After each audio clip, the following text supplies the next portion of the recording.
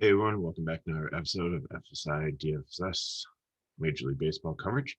I'm Mega Ruler 31. I'll be covering the main slate, 8 games, starting at 7:05 for Thursday, June 3rd. If you're looking for early coverage, we have that on our channel. Just pause this video, check out our channel, and find McKinley 412's coverage of that 4-game slate that starts, I believe, at 12:35 p.m. today, and then come right back here for tonight's coverage. Tonight we have 8 games. It's pretty much straightforward. If you watched the video yesterday, um, last night went pretty well for me. I had Monera's pitcher with Walker Buehler. They got a good amount of points. The couple games where I did have the Toronto guy, he only got 4 points, so that didn't work out so well. But I did say take the Minnesota catcher. He's only 2K. The guy I talked about didn't end up in the lineup. So I so hope that you heard me say take the Minnesota catcher. He's only 2K, and you played Jeffers because Jeffers had 26 DK points. He had a home run, a whole bunch of other stuff. It was outstanding. Now, the Dodgers went off too, so that worked. Like that lineup that had Buehler and Monera and some Dodgers mixed into, and Jeffers at catcher was outstanding for me last night. Some of the other ones, Texas disappointed again, but some of the guys got over 10 DK points. In my Atlanta stack, I think Albies did well, the rest of them. So a lot of those were mid-cash ones, but that Dodger, Jeffers, Monera, Buehler one went really well. So let's see if we can win some more money today. Pitching is pretty straightforward. Yu Darvish, top pitcher on the slate against the Mets. They're starting to go a little healthier, starting to get guys back. They have Alonso back, but still, he's a great pitcher. Really good against right-handers. So I think I'm definitely going to lock him as my SP1. For my second pitcher, I am going to take Lance Lynn against the Detroit Tigers. You get the bump there, and he's 9-7. So I think I'm paying up for both pitching spots today. There's very few other guys to make a case for. Possibly Griffith Canning. He's 9-4. Honestly, I'd rather just pay the 300 more for Lynn. Canning has struggled a little bit recently. He got hit pretty hard by Minnesota. Last one out against Texas, he wasn't bad. 21 DK points, 18 versus Boston, 17 versus the Dodgers. He actually put up 31 against Seattle about 3-4 weeks ago. So definitely possible. And for high range pitchers, I think, he's pretty much the only other one. Maybe if Tatis is out of the lineup in a GPP, I'd take Tijuan Walker, but he's 10-3 facing Yu Darvish, so the win. I mean, that's definitely a leverage play there. San Diego sometimes has struggled a little bit offensively. They are missing some guys still, so Griffin's still out of the lineup. If Tatis is still out of the lineup, then I think he can do well. He's a good pitcher. So I think that's GPP only. Looking down, if you want to pay down for an SP2, I think Scafani against the Cubs. This is in San Francisco, not in Wrigley. So I do, the wind might be blowing out like 20 miles per hour, but still the Cubs still have a lot of strikeouts in the lineup. Scafani has been, his last couple of starts, he faced the Dodgers twice, so people might be off him. But before that, he had 26 against Cincinnati, 24 against Pittsburgh, 44 against Colorado. So he's been a little bit all over the place. But I think if you want to try to save a little bit money, he's got probably the best matchup I like. Hap maybe against the Royals. He comes in at 7K. He'd be the next one in line, I think. Recent games, he just played Kansas City and at 18.25. Cleveland 20. He got beat up by the White Sox, but they're very good against left-handed pitching. There's a couple right-handed batters on the Royals. I think they actually looks like they're going to throw up a pretty much all right-handed lineup. So there's definitely some risk there. And the only other guy I'd consider maybe in the medium range, and again, all these guys are risky. I think it's going to be Darvish and Lynn. Pretty much is what I'm picking. I'm just giving you some other potential options. The other side of the Angels game, Justice Sheffield, if Trout's still out of the lineup, really Rendon is the only righty that you really have to worry about. Lefties and Walsh and Ohtani have struggled a little bit against left-handed pitching. He really hasn't gotten too many DK points. I think you'd be lucky if you get like 12 to 15 out of him. So if you really want a punt option, Vladimir Gutierrez is making, I believe, his second start against St. Louis. They're a strong right-handed lineup, so like he's a right-handed pitcher.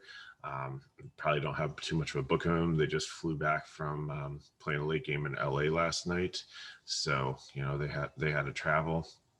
So even though the Reds are going there, they came from Cincinnati. It's not too far of a trip. So I think maybe if he can get again 12 to 15 DK points at 5K, I like that. Mies actually silently has been doing really well. So if you want to drop Lance Lynn and you don't believe in the White Sox bats, he has had 20, 21, 19, 17, 12, and 17 DK points recently.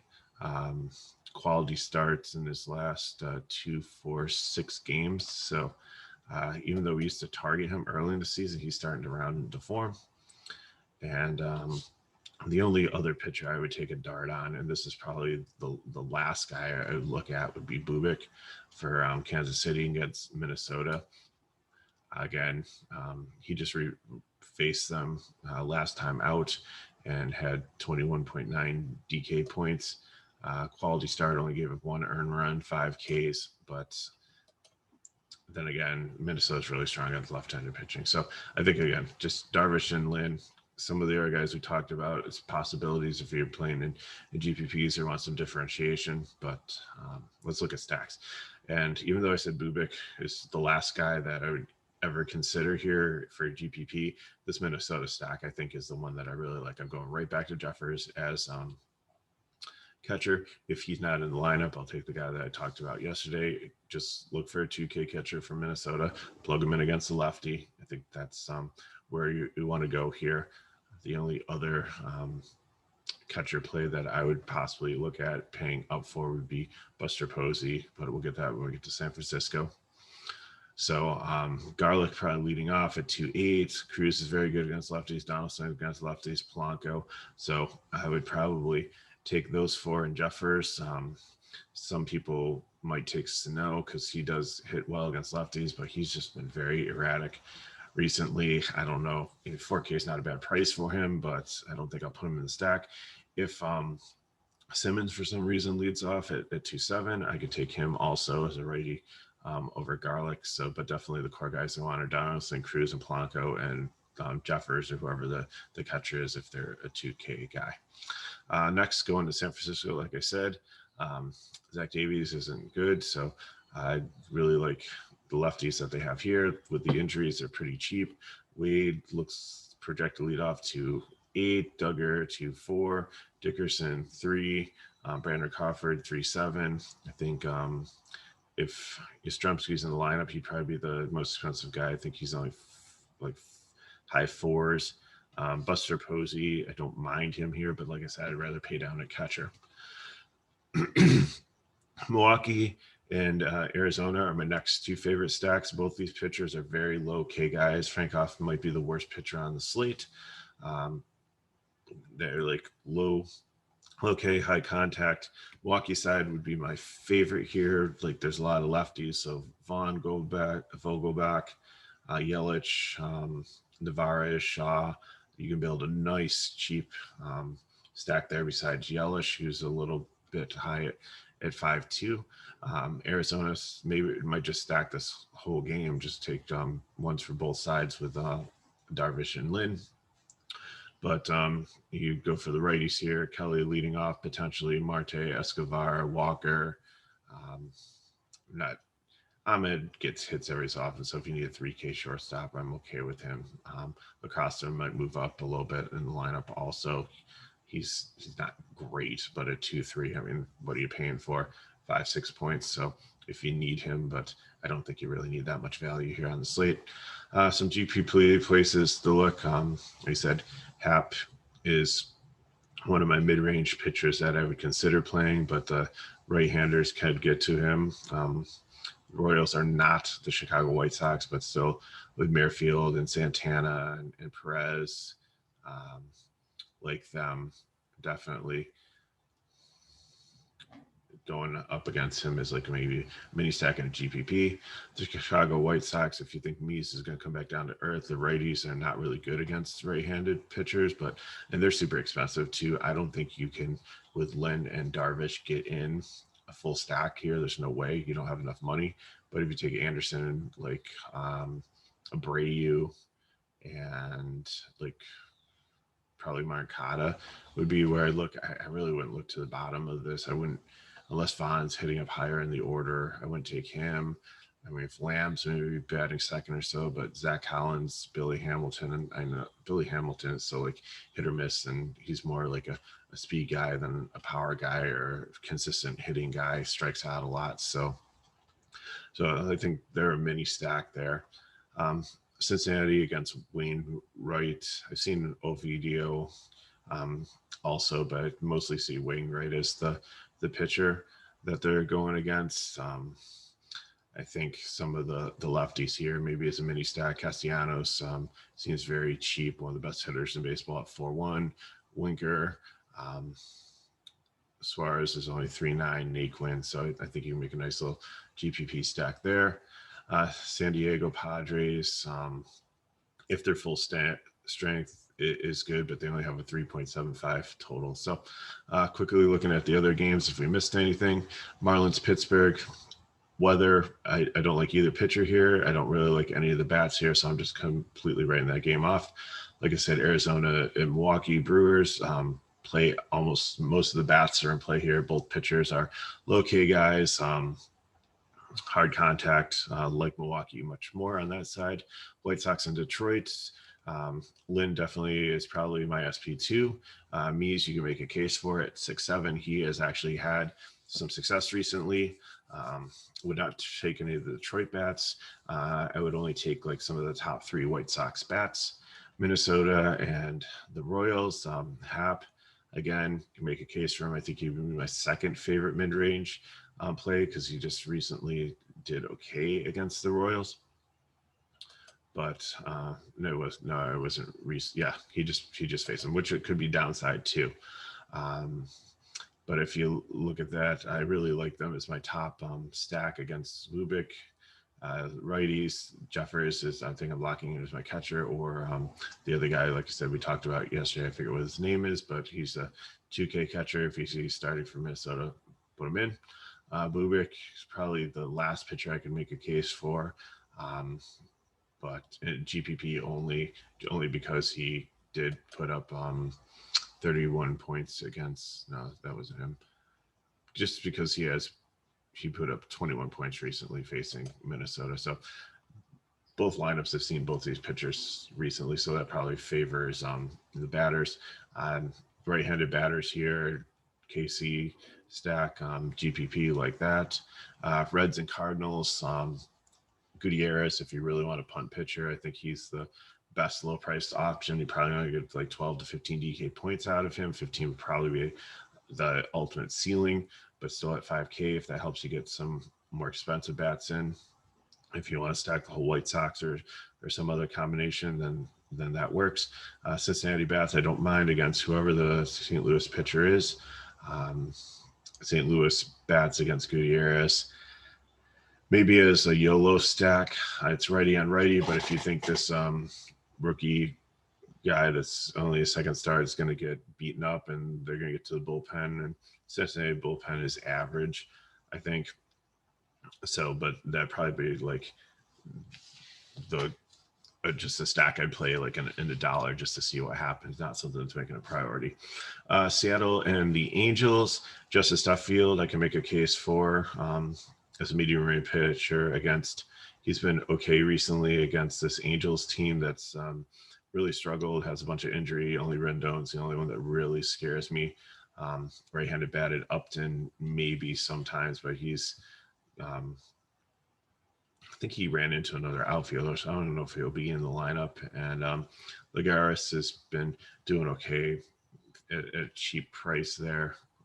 Just bring up his box score quick. Actually, he no 0, 3, 0, 0, 3, 12, 10, 5, 5, 14. So, and those are against like Texas. So I think we're pretty safe playing Sheffield if you need to play him in a GPP, but I prefer just Scafani over him. Canning, I think you can make a case for against Seattle. He's been okay recently. He's the one that had 31 points against his team earlier on. Yeah, early May on 5-1, so about a month ago. But then again, he's only 300 less than Lynn, so I'd rather go with Lynn against the Tigers. Zach Davies knows the pitcher, DeSclafani. Like him against the Cubs. I think he'd be my favorite medium range one. But again, like you've been saying, I'm probably just going Darvish Lynn and not playing anybody else unless I'm making some GPP lines.